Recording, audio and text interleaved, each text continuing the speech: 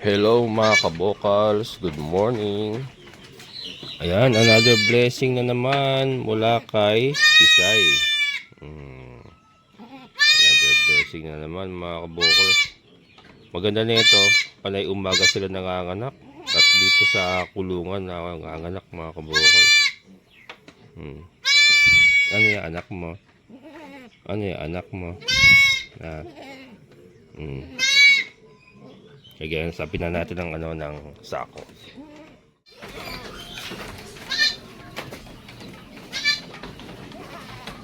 Ayan mga kabukal, sasapin na natin ang sako para hindi siya sila. Katulad ng ginawa natin kay kay Bubble. Ano kaya? Ay, babae mga kabukal. Babae. May katandem na si Bubbles.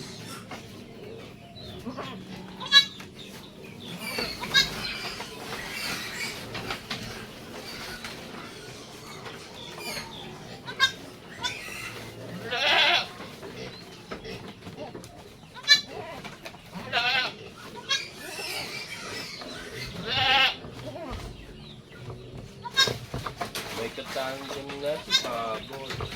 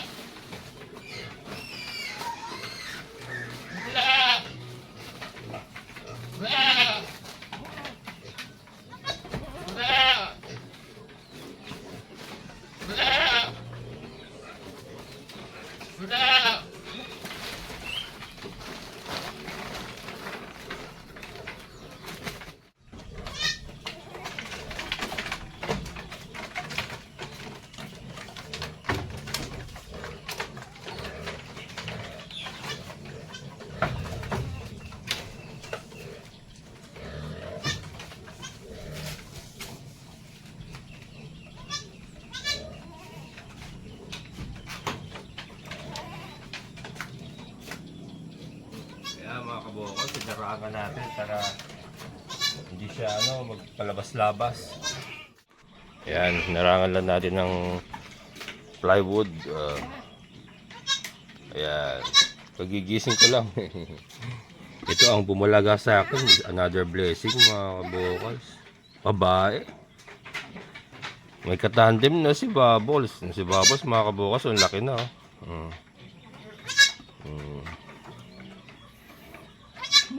Yan, babae. Kaya alam, mukhang isa lang. Lumalabas na inunan eh. Isa lang. At malakas, mga kabukal. Ayan, tumatayo na agad, tumatayo na agad siya. Ang galing.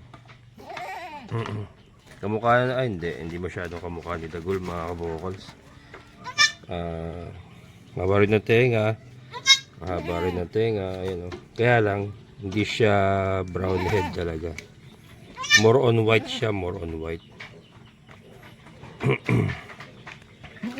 Ayan.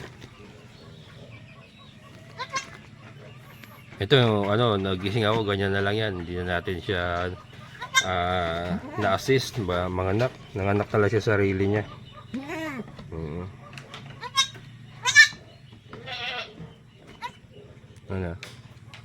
Galing ng tisay ko ha. Ang galing ng tisay ko ha. Nagising ako sa niya ungol niya. Ungol siya ganyan. Ganyan, ayan, ganyan siya ng ganyan eh. Kaya sabi ko, ay naku, nanganak na. Ayun na, nanganak na nga. Ayan si Bubbles. Ayan si Bubbles, mga kabokals. Laki na. Babae, ayos. Puro babae yung inanak nila. Kahit tig-isa lang, at least parehas babae. Panalo pa rin mga kabokals. Nga.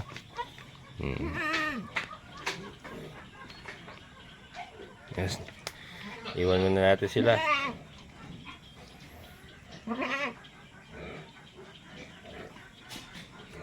Si Bubbles nakikiusyera.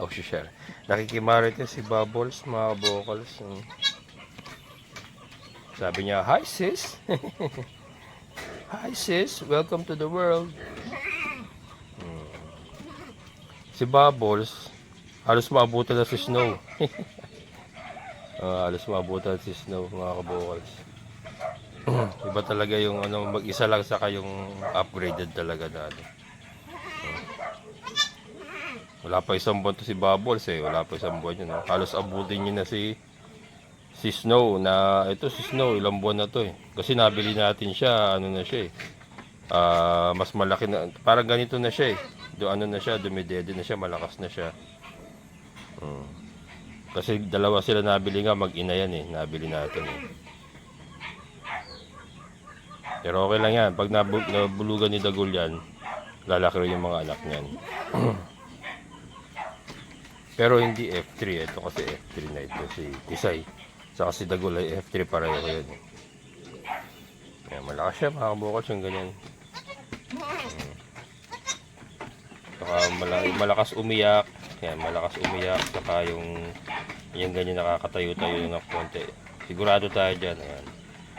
Kesa yung parang lupay-pay na tahimik na hindi umiyak. Ay, medyo delikado yun. Ibig sabihin nun, mahina yung kambing.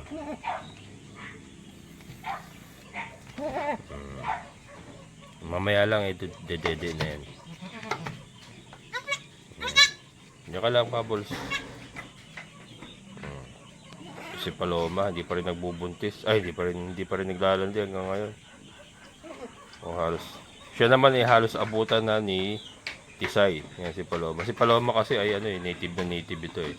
Para si Tisay parang na to eh. Upgraded na rin to eh, halos. May na rin. Kasi medyo mahaba na yung tenga niya.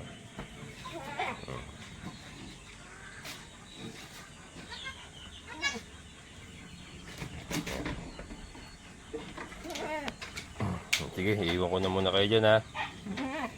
Wala ka na sa anak mo ha. Kaya magandang gabi mga kabokals. Pinapainom natin si Tisay.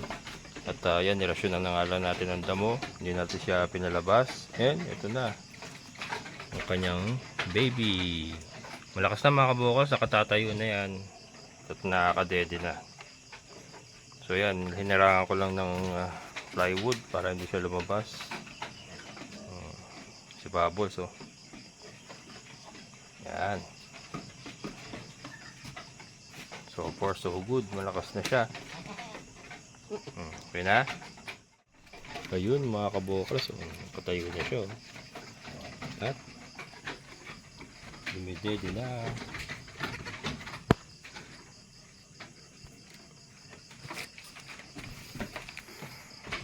Yan. Looking good.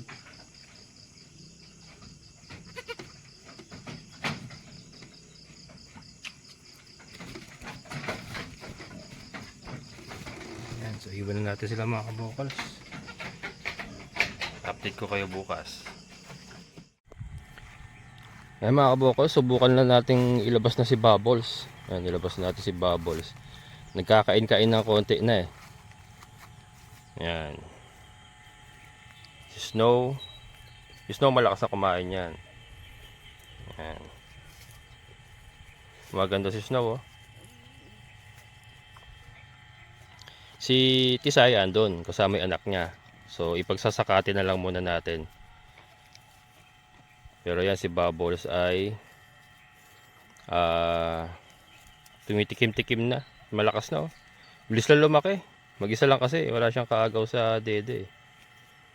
Yan si Bubbles. Sawa kasi nakapagpapabuhay na rin tayo ng mga kambing, mga kabokals. So maganda talagang pagkakalipat natin dito sa San Rafael. At least umuusad na. Ayan, so hirap tayo doon sa old area eh. Pero dito mas ginhawa. Saka marami tayong mapagpapastulan sa ngayon. Gawa nung marami pang bakanteng lote. And then yung kay Sir Jun nga, pinapagamit niya sa atin para alpasan. Ito si Paloma. Ito si Paloma, hindi naglalandi pa. Ewan ko lang, baka ano to, baka nabigla ito doon sa ano. Kasi maliit pa siya masyado nung nag-ano siya nanganak siya oh. Baka sobrang bata pa na pwersa. Kaya alam mo na natin gumulang-gulang pa ng konti. Ayan. Dalawang beses ko na napurga yan, dalawa na yan. Oh, ayan, dito tayo. Ayan, shout out kay Ma'am Ana at kay Sir Gino. Ayan. Medyo sumusukal na yung ano, yung lote nyo, Sir, Ma'am. Ayan, oh. Kita natin. Ayan. Mga viewers po natin yun na nag-avail po ng lote rito sa Barangay Tukod, San Rafael, Bulacan. Medyo sumusukal na, oh, Sir. Mga saging nyo, dami na nagsitubo ulit. Yung mga pinagpuputol dati ng mga ano, mga sabayan eh. Pero at least hindi nag-accumulate yung damo masyado kasi shaded siya eh. May kapitbahay na nga kayo dito, sir, oh. Swimming pool po sila. Kahapon makikigib sana sa akin kasi pupunuin nga yung swimming pool. Sabi ko mahina eh, na ano siya eh, kalahating drum ng Orocan lang, naubusan nga, and then maghihintay ng mga 10 minutes bago uli magbalong. So yun, hindi natuloy. Naunsyame yung kanilang swimming. Tag-init eh, pero pasalamat pa rin tayo at may tubig pa rin nakukuha kahit ganitong katindi ang init. Lumalaban yung ating poso.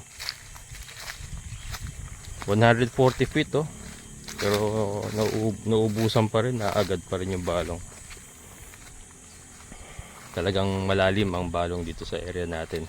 Pero may tubig, may tubig. Malalim lang talaga ang balong. Yan.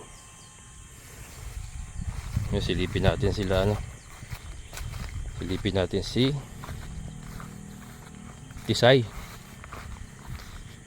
Dami na nagpapagawa mga kabukas, oh. Dami na nakabakod.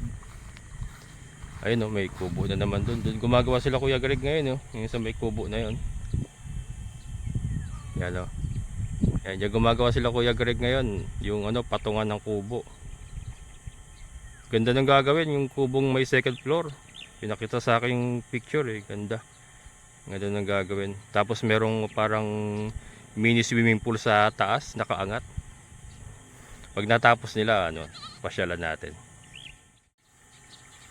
Yan, yun. Yung natatanaw nyo na yan, yan yung halos area ng ano. Ayan yun, dun. Yung phase 3 nga mga kabukals, kaka-open lang oh. Phase 3, Barangay Tukod, San Rafael, Bulacan. Meron pa, maraming available dun, kaka-open lang. PM lang po kayo, Kabukals Farmer Facebook page kung gusto nyo pong mag-avail. Sa phase 3, hulugan lupa, farm lots. Ito, malapit ko na uli sila mapalpas dito mga kabukals oh. Yan, shoutout kay Sir June from Norway. Nabawasan yung kawayan natin kasi ginamit do sa banggerahan. Yan, pero marami pa rin oh. Mga rita-ritaso magagamit pa rin yan. Yan, medyo nagi-green na oh. Konti na lang, siguro mga 1 week na lang po pwede ko na uli sila palpasin. Yan, plano ko nga kasing hatiin, lagyan ko ng net sa gitna para ano, hindi na agad palit-palit sila pag ano, para di na tayo mahirap din kasi magtali-tali, magsuga-suga. Maganda yung nakaalpas na sila dito para hassle free, saka safety yung ating mga alaga dahil nakabakod po itong area na to. Yan.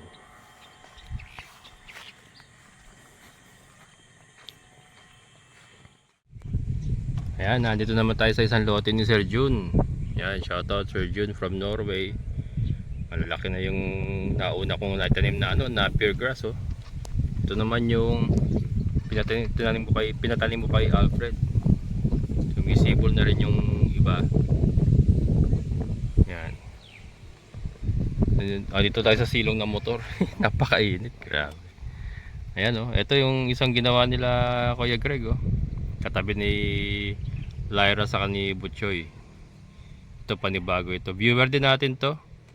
Ayan, nagpagawa na rin ng CR, nagpabakod na rin, and then maggawa sila ng bubong para sa CR yata. Ayan. Then ito bakante. Ito, teka. Pakita ko muna kay Sir Jopel. Pasensya na sir, hindi kita na chat dito sa lote mo. Ito medyo may problema ka rito. Matagal ka na kasi hindi nakakapunta rito. Yan.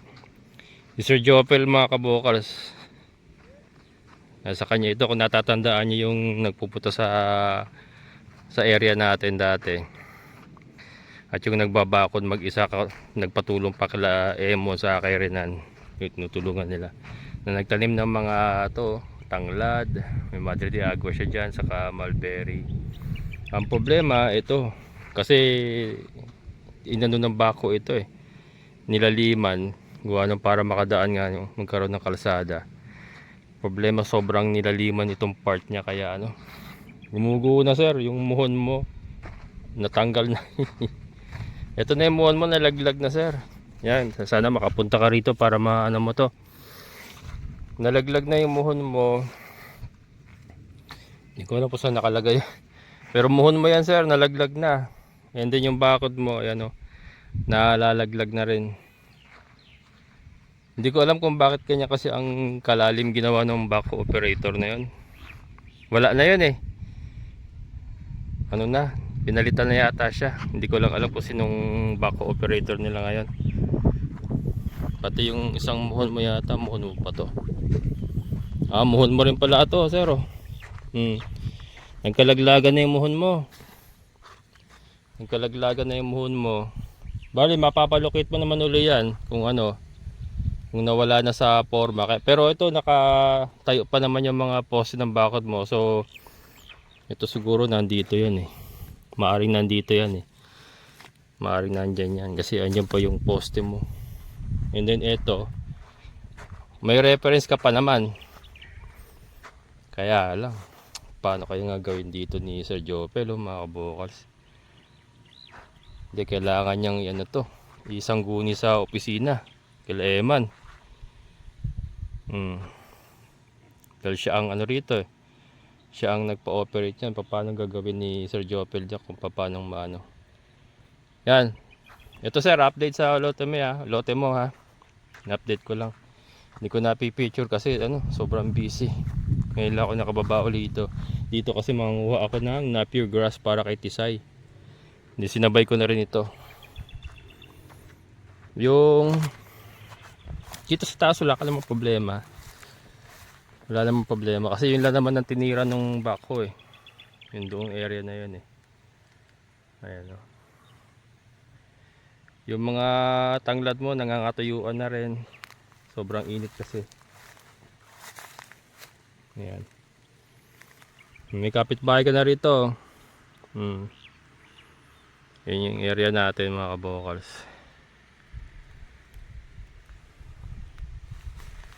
Yan. So yan ang update ko Sir Jopel sa lote mo. Para kasi last time sulyap lang yung nahagip lang ng camera, pero ito para makita mong maganda. Para makita mong maganda ang hindi magandang nangyari sa lote mo. Ang gulo. Ayan.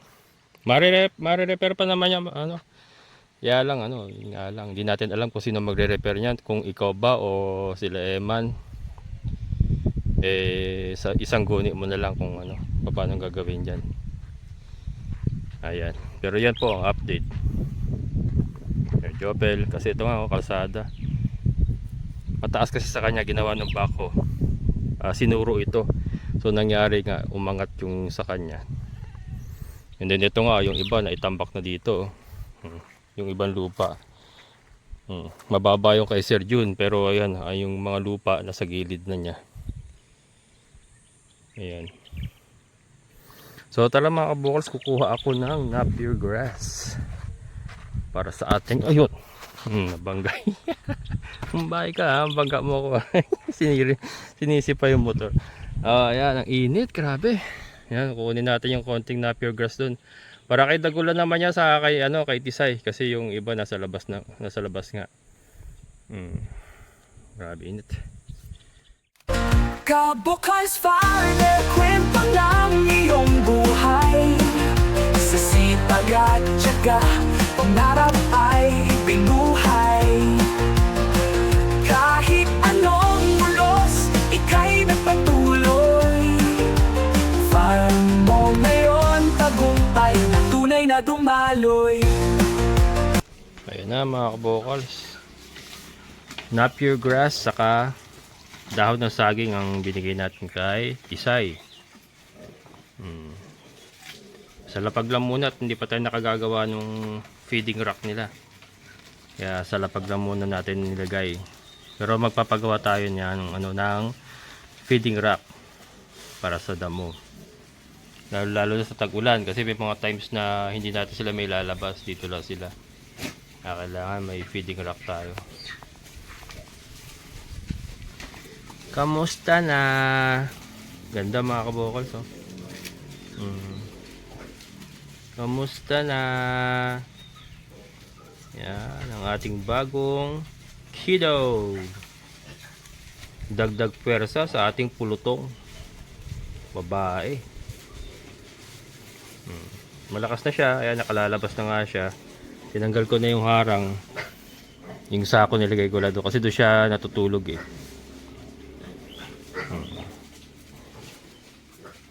So gusto talaga nila yung napier mga kabokals.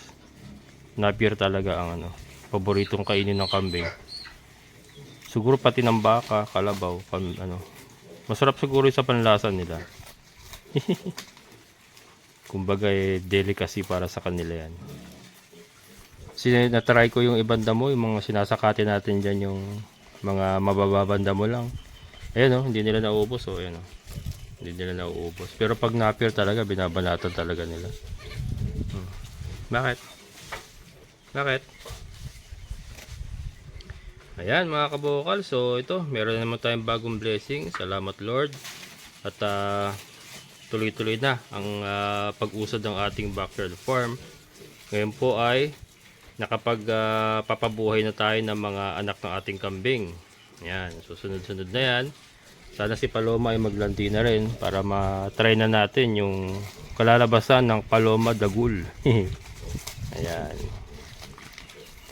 Ayan mga kabokas, hanggang dito na lang. Maraming salamat sa inyong muling pagsama. Sa lahat ng mga solid kabokas, mga silent viewers, maraming salamat. Siyempre sa ating kaibigan po na Sir Boyet. Sir, thank you so much. And shoutout kay Sir Jopel. Ayan sir, punta ka na rito. Kasi yun event organizer yata ang kanyang trabaho. So alam niyo na, election, medyo busy. Kaya siguro makakapunta yun after election na talaga. Ayan, so maraming salamat. Amazing na buhay.